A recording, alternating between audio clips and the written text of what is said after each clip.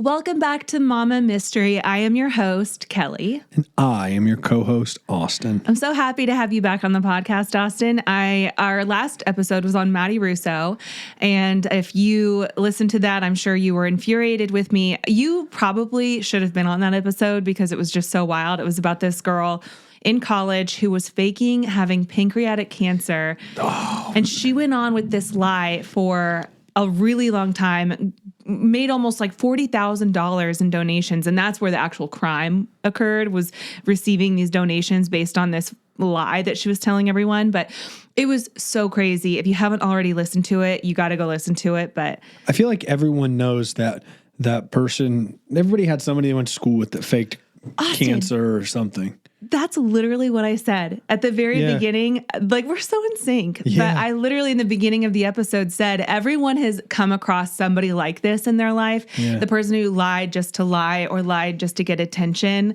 I knew a girl that lied all the time, lied about her parents having money, lied about one time she came to school with a quote unquote black eye. And it was so obvious that she had just smudged eyeliner like all around her eye. But she said that she got hit with a softball. And I think she just wanted to be They just want attention. Perceived as like, oh, she's so tough. She's so cool. She plays softball. It's weird how people want attention. So weird. It's strange. It's so weird. And it's weird too that people will lie so much about these big things like having a baby or having People cancer. lie about pregnancy. That's weird. That is so weird. Yeah. I don't get it. Yeah. Liars be lying. Liars be lying about shit. So this current episode that we're about to start is actually one that's been highly requested. So we're going to get into it. If you're new here, thank you for joining us. If you're returning, we appreciate your support. Today, we're covering a case that has captured a lot of attention over the past couple of years, but especially this year, all over TikTok. And it's one that brings together horrific violence and then strangely this disturbing fascination with the killer himself. So we're talking today about Wade Wilson, the man who was dubbed the Deadpool killer because of his name's eerie similarity to the Marvel antihero, which I've never actually seen any of those I'm movies. not into those movies, so I haven't seen them either. Yeah, so I don't know if like he's naming himself after a really bad guy or I don't know. But anyway, unlike the fictional character known for this chaotic sense of humor and exaggerated comic book violence, the real Wade Wilson's actions were dark and calculated and really devastating. Two women, Christine Melton and Diane Ruiz, lost their lives at his hands in October of 2019. And these murders sent shockwaves through the tight-knit communities of Cape Coral and Fort Myers, Florida. So throughout this episode, we're going to walk you through Wade Wilson's life from his troubled childhood to his shocking crimes, and then eventually his conviction and ultimate death sentence. Nice. Now, this case is more about just one man's violent acts. It's a deep dive into mental health struggles, substance abuse, and a justice system that at times seemed unable to catch up with him until it was really just too late. So without further delay, let's jump into the story of Wade Wilson.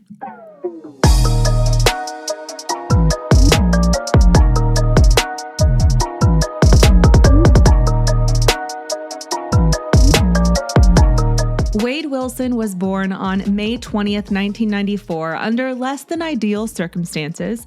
His biological parents, Stephen Testa, and a mother whose name is largely unknown due to her troubled history, were barely teenagers when they found out that they were pregnant. His mother was only 13 and his father was 14. So from the very start... 13 and 14. Yes. Holy Toledo. Yes. So from the start, Wade's life was shaped by instability. Both parents struggled with their own issues. His mother is believed to have suffered from mental health problems, potentially worsened by substance abuse. And recognizing their inability to raise a child, Wade's biological parents decided to put him up for adoption. And this is where Cindy and Steve Wilson now enter the story. They were a lovely couple from Tallahassee, Florida. Can you imagine having a kid at 13 years old? No, I don't even think I had kissed a boy yet. At 13. 13 years old. That's mind-blowing. It is. Okay, go ahead. So they gave him up for adoption, and he was given to this couple out of Tallahassee, Florida, Cindy and Steve, and they had always wanted children. The Wilsons were known for their generosity and their strong faith. They attended the same church as Wade's biological grandparents, which is likely how they became connected to this case. But soon after Wade was born, Cindy and Steve adopted him, and he officially became a part of their family. Now, by all accounts, Wade's early years with the Wilsons seemed relatively normal. They provided him with a stable, middle-class home. Cindy and Steve also had 2 daughters, so Wade grew up with siblings. They had greyhound dogs as pets and all the privileges of a suburban upbringing. He attended Deer Lake Middle School and later went to Lawton Childs, I don't know if I'm saying that right, high school in Tallahassee. Now, from the outside, Wade appeared like any other kid. He was active in sports, he went to church with his family, and he did fairly well in school. However, as he grew older, the cracks began to show. By the time Wade turned 13, his behavior took a drastic turn. His once innocent childhood was overshadowed by the onset of mental health issues. He became increasingly reclusive and paranoid. He was moody and erratic, and he was acting out at school, frequently causing disruptions and clashing with authority figures. And friends and family noticed the change, and while they were concerned, it wasn't immediately clear how severe the situation would ultimately become. And I have to kind of wonder if they were like, oh, he's just going through hormonal changes. He's just a teenage boy being a boy. But no, it was very much more deep-rooted than that. His parents were deeply worried about the sudden shift in his behavior. And in Florida, there's a law called the Baker Act, which allows for emergency mental health services for individuals who are in crisis and unable to make sound decisions about their well-being.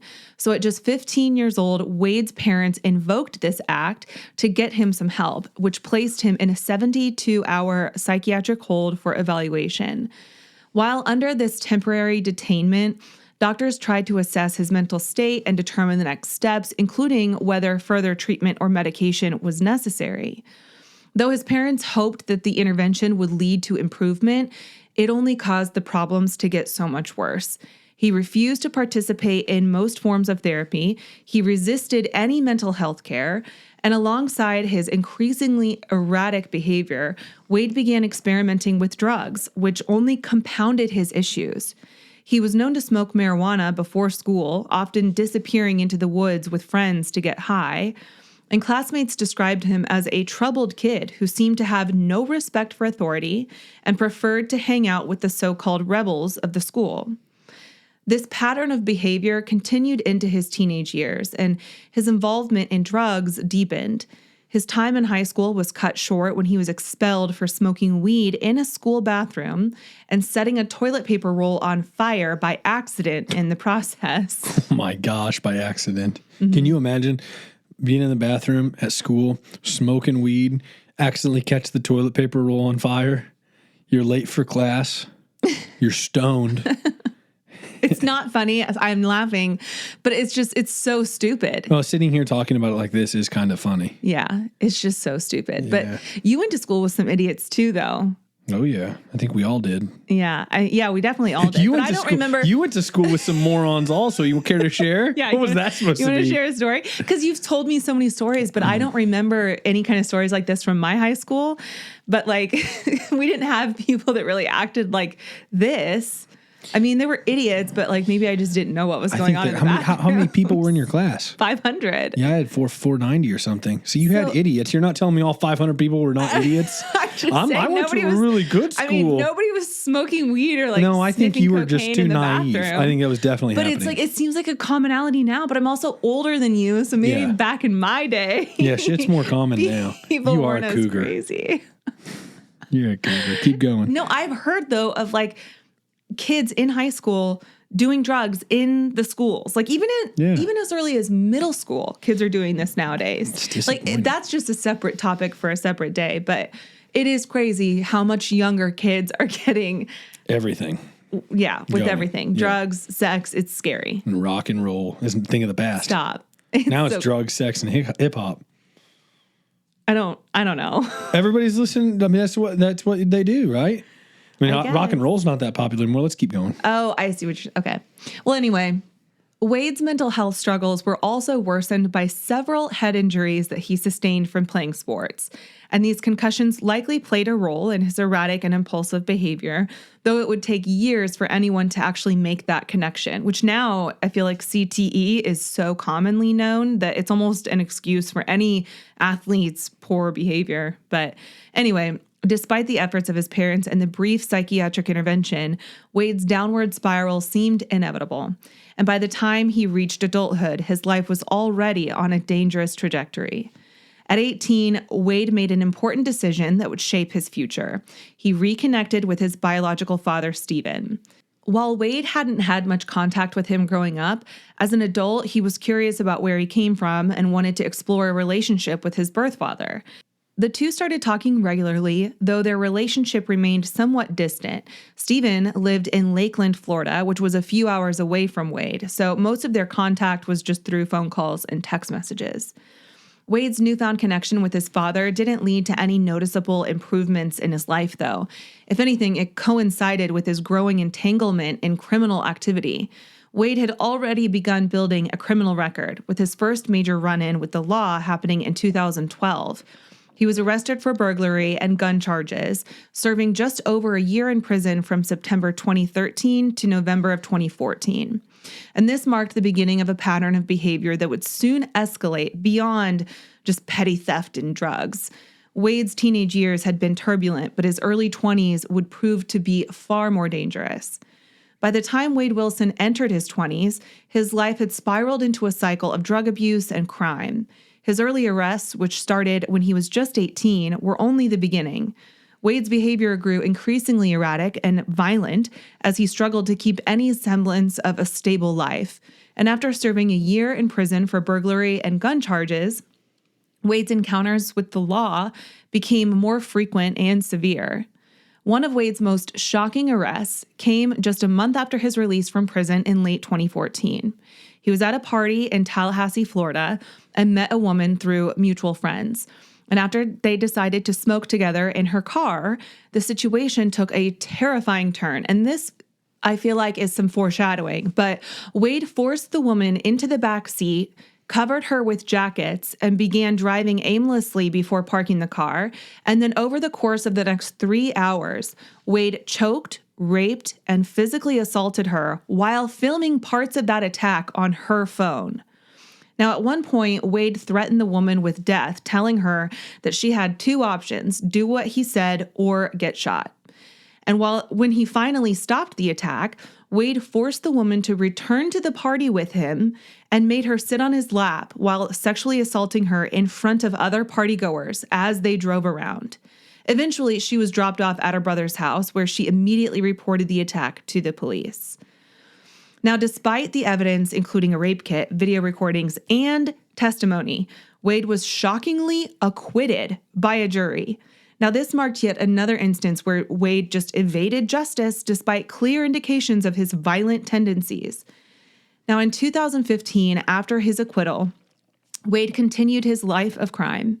He found himself back in trouble with the law after being implicated in a murder-for-hire plot connected to Denise Williams, a woman who was convicted of orchestrating the murder of her husband, Mike Williams. Though Wade wasn't formally charged, his name came up during trial testimony when Brian Winchester, the man involved with Denise, claimed that Wade had offered to murder Denise as well to eliminate any loose ends. So he clearly just has a complete disregard for human life. Mm-hmm. Over the next few years, Wade continued to spiral. His relationships with women were marked by violent outbursts and erratic behavior. In 2019, one of his ex-girlfriends accused him of stealing her laptop and gun, leading to another arrest. Then in February of that same year, Wade was accused of kidnapping and raping the same woman.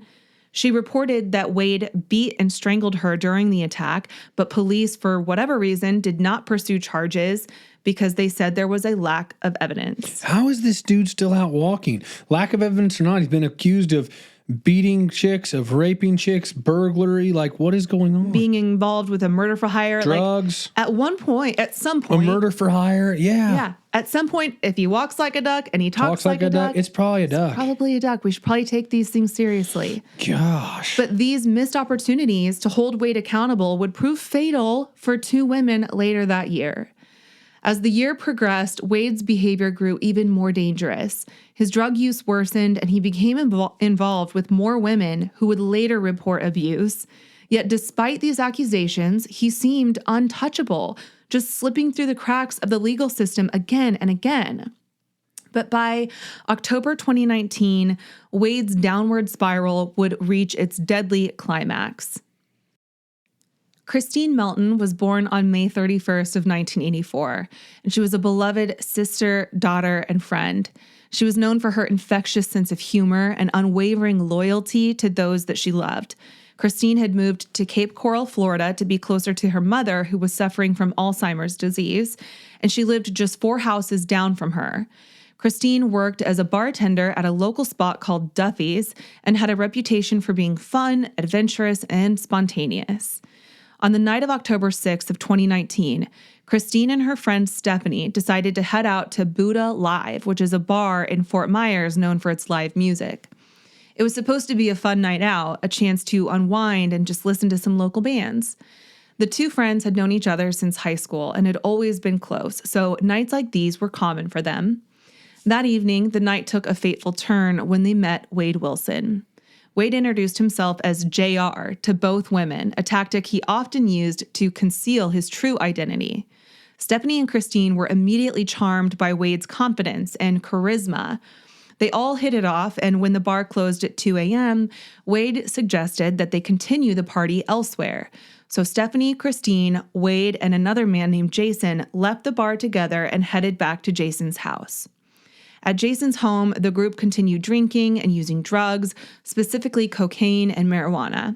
It was clear to everyone that Wade and Christine had an immediate attraction to one another, and the 2 eventually became intimate while others were hanging out in another part of the house. After a few hours, Stephanie decided it was time to leave. She had to work the next morning and then also needed to take her child to school.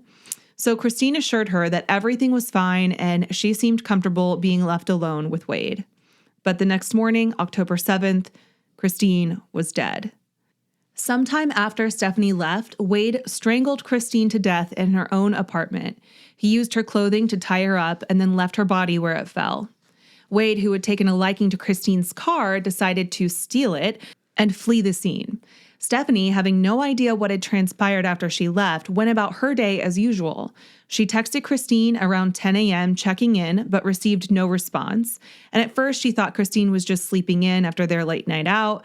But as the day progressed and Christine still hadn't responded, Stephanie's concern grew. When her calls went straight to voicemail, she decided to call Christine's cousin, Samantha, who also hadn't heard from her. Later that day, Stephanie received a call that would change everything. A detective from the Cape Coral Police Department contacted her asking if she knew why Christine's car had been found abandoned. Alarm bells immediately started going off. Stephanie rushed to Christine's apartment with Samantha and other friends, only to find it surrounded by police tape. Authorities soon confirmed what they had feared: Christine had been murdered. Just hours after Christine's murder, Wade Wilson was already hunting for his next victim, and his next target would be 43-year-old Diane Ruiz. Diane was well known and loved in the community, not only for her bubbly personality, but also for her devotion to her 2 children. She worked as a bartender at the Moose Lodge, and her coworkers described her as the heartbeat of the establishment. She was engaged to Scott Hannon, and the 2 lived together with Diane's children, creating a happy and normal life for themselves. On the morning of October 7th, 2019, Diane was walking to work, and normally she would have a ride, but her usual ride just wasn't available that day. So since the Moose Lodge was only about a 15-minute walk from her home, Diane decided to go on foot. However, she never made it. As Diane walked, Wade spotted her and pulled over. Pretending to need directions, he convinced her to get in the car with him. Once she was inside, Wade overpowered Diane, strangling her in the car as he drove aimlessly around town. Eventually, Wade pulled into the parking lot of a Sam's Club, where he dumped her body behind the store. But when he realized that Diane was still breathing, Wade coldly got back in the car and ran over her body multiple times and then drove away. Diane's coworkers were immediately concerned when she didn't show up for her shift. She hadn't missed a day of work in 5 years, and the fact that she didn't call in to explain her absence was a red flag. When police arrived at Diane's home that morning, her son answered the door. He was horrified to see an officer standing there holding Diane's purse, which had been found in the street near the elementary school where she would have passed on her way to work. A missing persons report was filed and police quickly began canvassing the area. 3 days later, on October 10th, Diane's body was discovered in the Sam's Club parking lot. She had been badly beaten, her body was covered in bruises, and her nose and ears were partially removed due to the exposure to the elements and wildlife in the days since her death. Now, as soon as Christine Melton's body was discovered in her apartment, the investigation kicked into high gear. The Cape Coral Police Department immediately began questioning those who had been with Christine the night before, starting with her friend Stephanie, who had been the last person to see her alive aside from Wade. Stephanie told police everything she knew about the events of that night, including all the details she knew about the man she knew as JR. With this information, Wade quickly became the prime suspect. The discovery of Christine's body, along with the knowledge that Wade had been the last person seen with her, gave police a lead to pursue. Meanwhile, Diane Ruiz was reported missing by her family and coworkers after she had failed to show up at the Moose Lodge, so police were soon faced with 2 missing women and no clear connection between them, at least not yet. At Verizon, anyone can trade in their old phone for a new one on us with Unlimited Ultimate, which means everyone in your family could get a new phone and stay on your family plan, keeping you close. Hey, Mom, you seen my toothbrush? Yeah, I'm almost done with it. Oh, maybe too close. Trade in and additional terms apply. See Verizon.com for details. While the police were working to put together the pieces, Wade was on the move. After murdering Christine, Wade took her car and headed toward his girlfriend Melissa Montana's workplace in downtown Fort Myers. Still furious over their argument from the night before, Wade confronted Melissa outside of her job.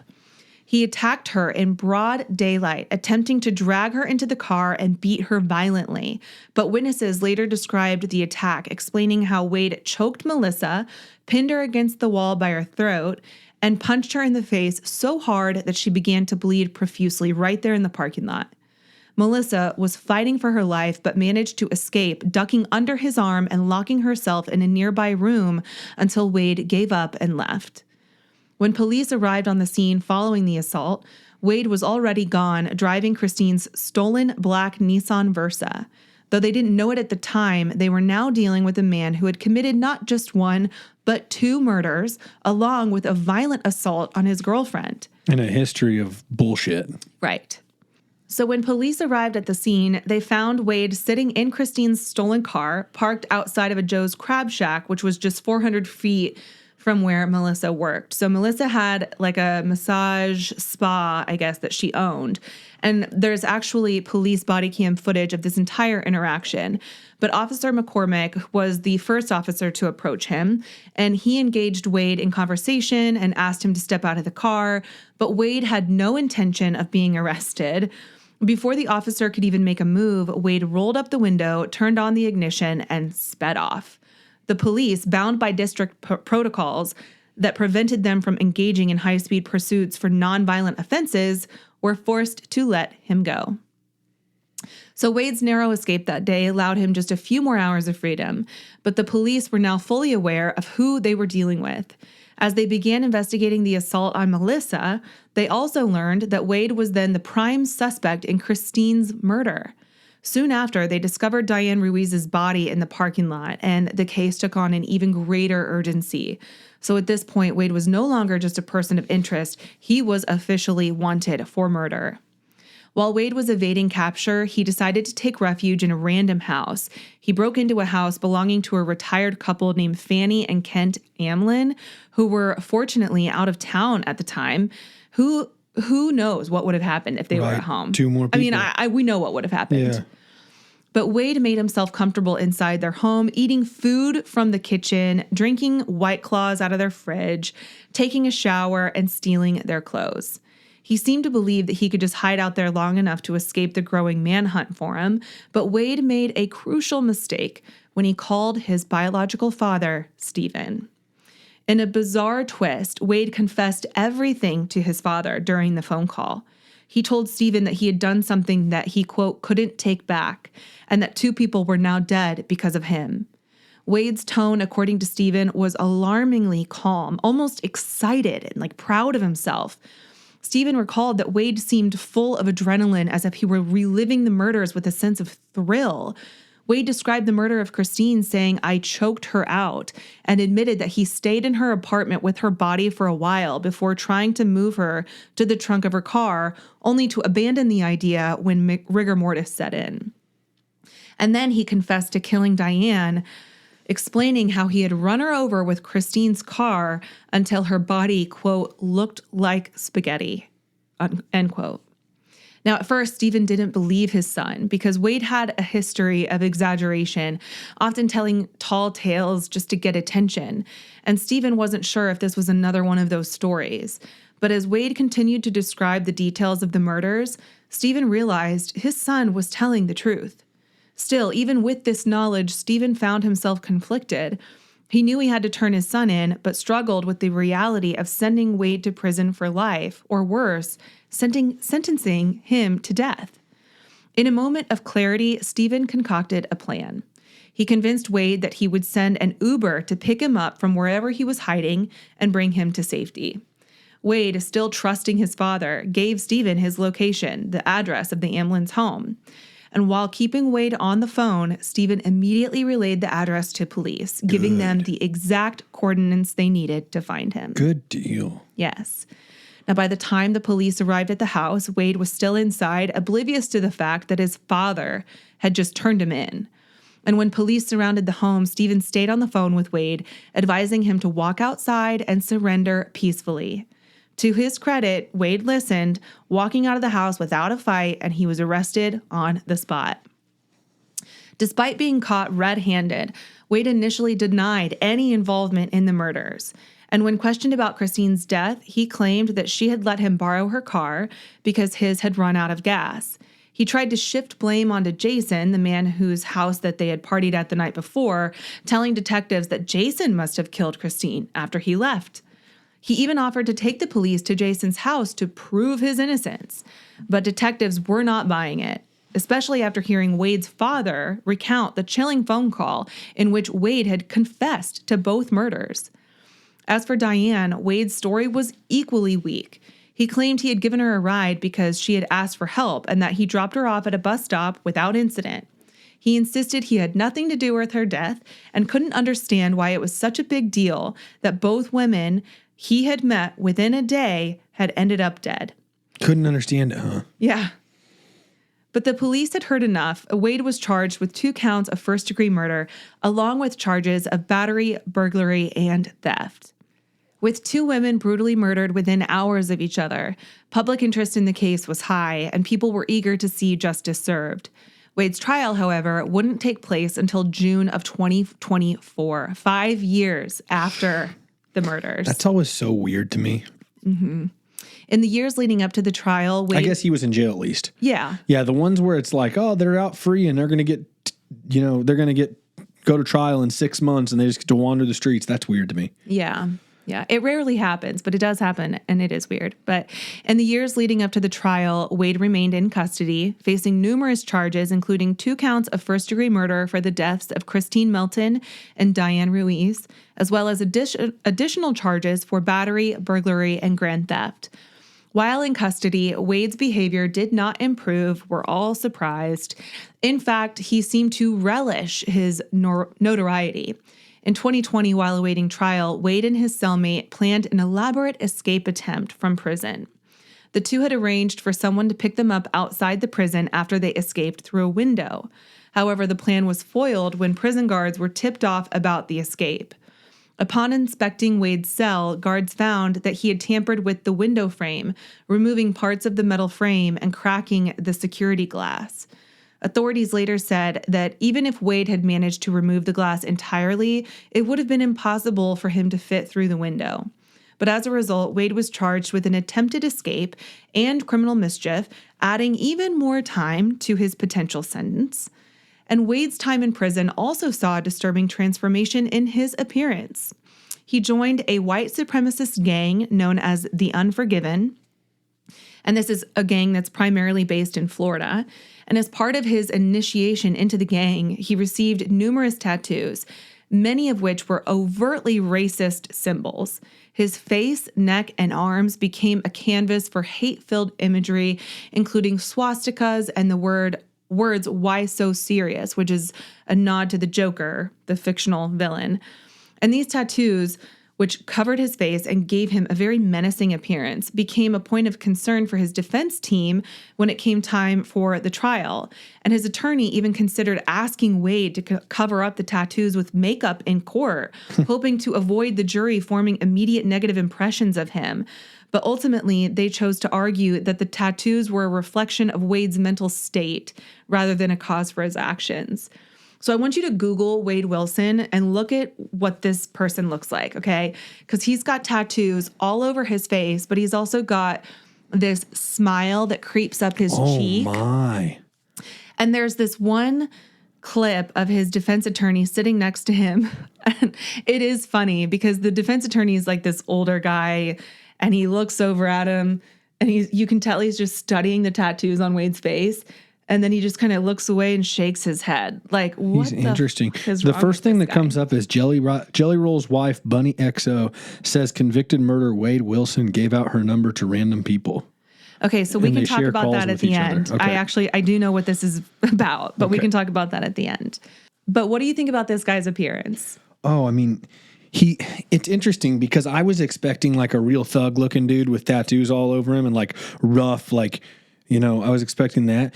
But he almost looks like this, like his hair is ridiculously greased and slicked back. And like, he's almost like clean cut with like a ton of facial tattoos. Mm-hmm. So he's. Show me which picture you were referring to, too. Because when he was, like, during his trial, he came to the trial in a suit every day. But a lot of the time, the suit would be these bold colors.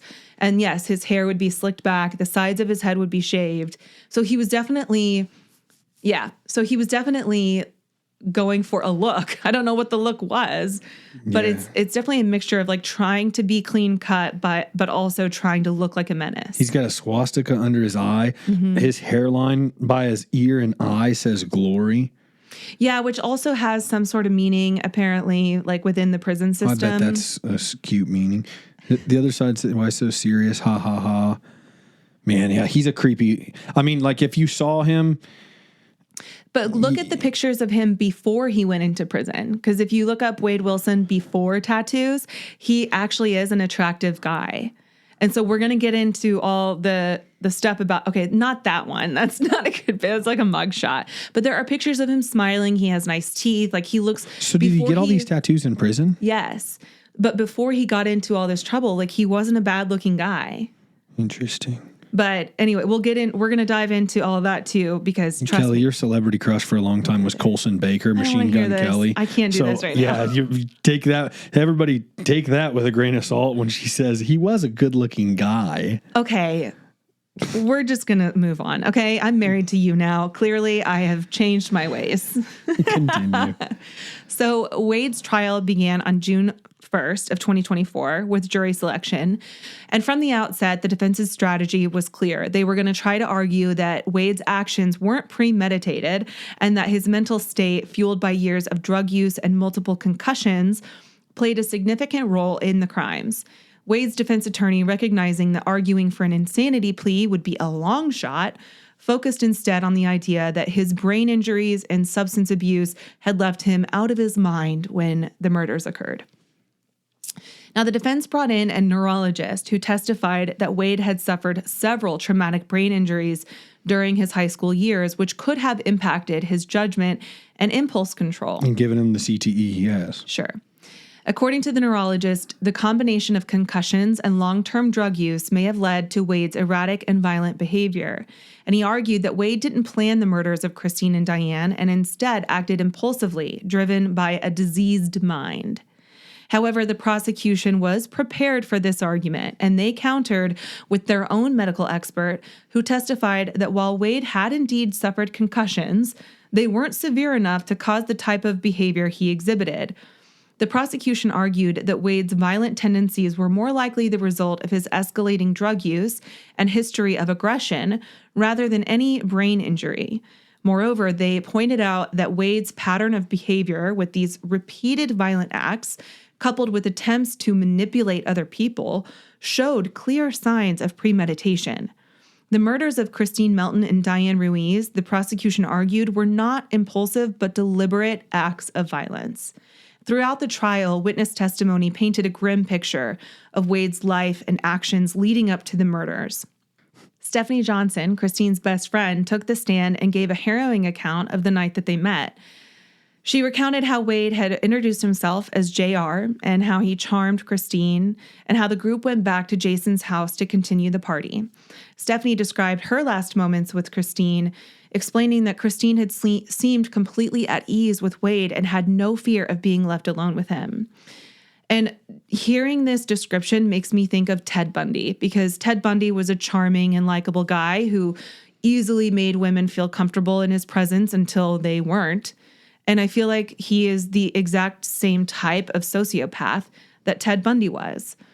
The prosecution also introduced testimony from Wade's father, Stephen, who recounted the chilling phone calls that he received from Wade on the day of the murders.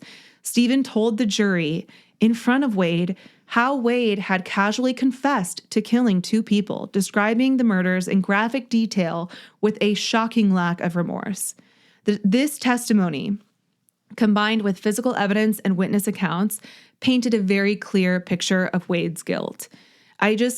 I commend his biological father for getting on the stand and saying all of this in front of Wade, his biological son. Like, I can only imagine how hard that was for Stephen, feeling like, man, I have failed this kid so many times.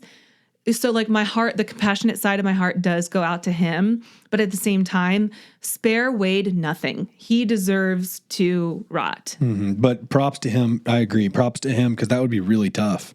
Yeah, of course it would. I mean, if it was my own child, I would do the same thing, but it wouldn't be easy. Right.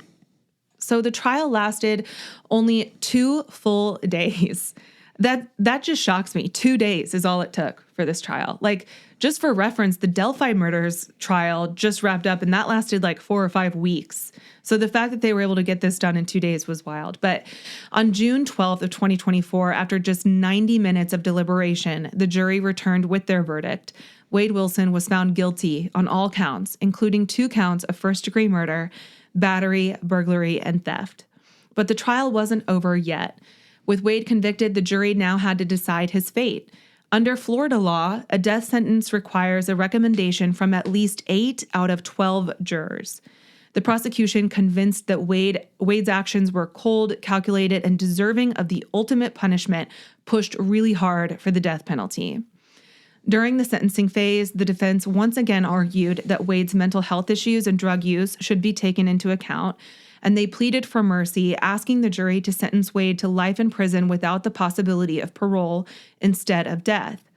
Wade's attorney argued that Wade's actions, while horrific, were the result of a broken mind, one that had been shaped by years of untreated mental health issues, substance abuse, and trauma. I just got to say, back to what I've always said, being an attorney. How can you be an attorney, know that they did it, and be up there saying, well, let's go easy on him because he did use drugs? Yeah, like, let's show him mercy, even though he showed absolutely none else to mercy. Anyone else. And the drugs aren't a mental thing. He chose to do the drugs. Like, I don't know. It's just crazy. I know. I will never understand it either. If I ever would have gone into law, I wouldn't have been able to be a criminal defense attorney. I just don't have it in me, I guess. But the jury, however, was not swayed by any of it. And on June 25th, they recommended the death penalty for Wade Wilson. 9 out of the 12 jurors voted in favor of death, which was more than enough to meet the legal requirement in Florida. Now, finally, on August 27th, Wade Wilson was formally sentenced to death. In addition to his death sentence, he was also given life sentences for the murders and additional time for burglary, battery, and theft charges. So Wade's defense team tried to appeal the decision, arguing that the state had not sufficiently proven that Wade had premeditated the murders, but the judge denied their request for a new trial. So Wade Wilson, now 30 years old, was transferred to the Union Correctional Institution in Rayford, Florida, where he will remain on death row until his execution. Despite the appeals, Wade's fate seems sealed. His violent life finally caught up with him, and the justice system that had failed to hold him accountable for so long delivered its final judgment. Way too late, but good. Yeah. But what I have found particularly disturbing about this case is the romanticization that some members of the public developed around Wade Wilson. Because of his tattoos, appearance, and the media attention, there were people who inexplicably found him attractive despite knowing the heinous nature of his crimes.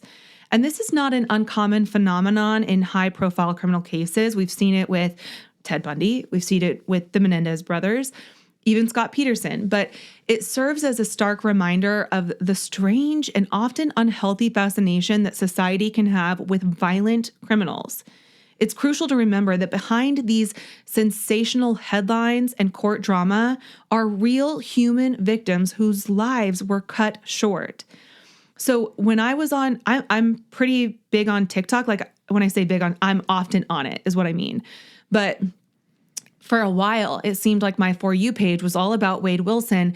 And it would be these clips of this, he's pretty tall. He's like 6'4", strolling into the courtroom with this like super arrogant swagger about him. He'd have his chin up high and just this like smirk on his face. Confident swag. Yes. And people were playing these clips of him walking into the courtroom with music in the background that was meant to evoke this like, you know, attraction sexual tension or whatever. Or something. Yes. Yeah.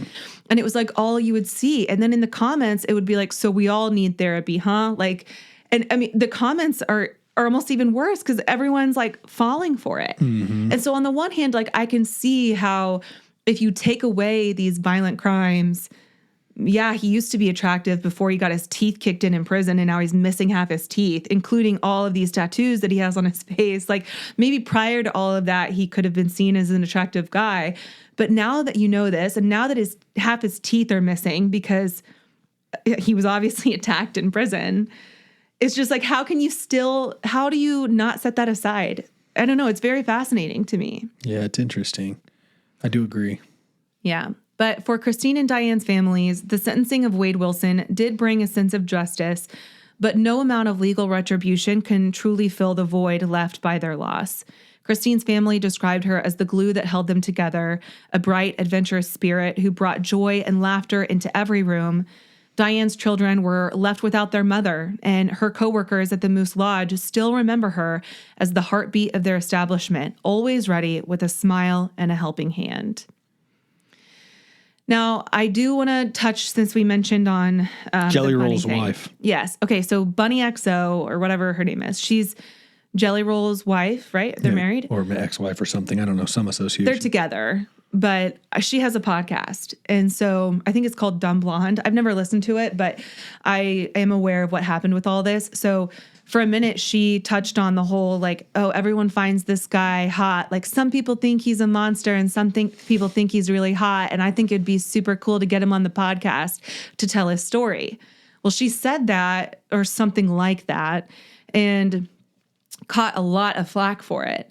And so then she kind of switched her tune and realized like, okay, yeah, I don't want to be a part of the people who are fetishizing this murderer and instead wanted to talk to people about his story just to like get the information about it, but not really glorify him.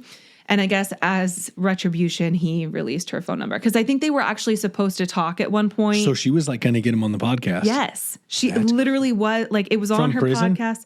Yes, he was going to call from prison and like have a whole conversation with her. That's wild. Which there's also, since everything had come out, there's been jailhouse phone calls that have been recorded and released of Wade Wilson talking to his multiple romantic partners, including one that is a dude.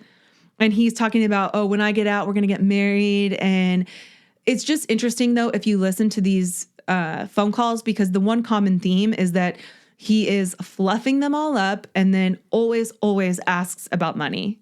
Like, are you able to send me money? Are you able to get there? If you don't get here soon, it's not going to be able to get into my account by Monday. So you need to walk here and I'll be on the phone with you while you walk here. Like, he's encouraging women to just like walk alone in the middle of the night so that he can get money. He does not give a shit about anybody. How do any of them fall for it? Because they're desperate, because they have no sense of self-worth, because they have daddy issues and they're starving for male attention. I don't know, but it is very, very bizarre. Yeah, it's crazy. And embarrassing. Yes, agreed. Embarrassing behavior. But I don't get it. I'm fascinated by it. I'm judging. I don't even care. I'm sitting here and I'm judging you. If you're reaching out to Wade Wilson in hopes of having a relationship with him, you need therapy. You need to put that money not on Wade Wilson's books, but into BetterHelp. And this isn't even an ad for BetterHelp, but sponsor me.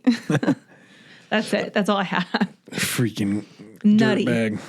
Nutty case. I'll put some videos and media on my Instagram, mama.mystery podcast.